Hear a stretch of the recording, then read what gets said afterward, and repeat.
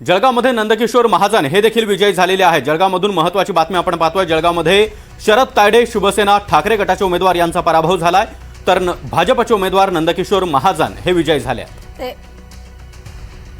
अधिक माहिती या संदर्भात घेणार आहोत। मंगेश जोशी आपल्या सोबत आहेत। मंगेश, अपेक्षित निकाल समोर आलाय का, काय अधिक माहिती?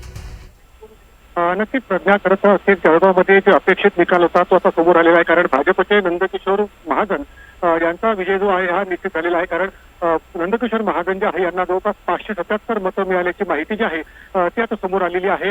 विजयी उमेदवाराला जवळपास 309 मतं जे आहे ती खरं तर अपेक्षित होते, मात्र नंदकिशोर महाजन यांना 577 मतं ही खरं तर या ठिकाणी मिळालेली आहे आणि एकंदरीत त्यांचा विजय जो आहे हा निश्चित मानलेला आहे। अधिकृत घोषणा जी आहे ती खरं तर थोड्या वेळात केली जाणार आहे। मात्र तुतारी नंदकिशोर महाजन यांचा विजय झाला असणारे कुठेतरी महाविकास आघाडीचे उमेदवार जे आहेत शरद तायडे यांनी या संपूर्ण प्रक्रियेवरती आक्षेप घेत त्यांनी मात्र इथून काढता पाय घेतल्याचं पाहायला मिळते आहे। प्रज्ञा, नक्कीच तुर्तास धन्यवाद या संपूर्ण माहितीसाठी। तर एकीकडे आपण बघतोय रश्मा काळे या मात्र बंडखोरी करत माघार घेणार नाही असं म्हणत होत्या, मात्र त्यांची अर्थातच मनधरणी करण्यात आलेली होती, शिंदेंनी केलेली मनधरणी। आणि त्यानंतर आपण बघतोय भाजपचे उमेदवार नंदकिशोर महाजन हे विजयी झालेले आहेत।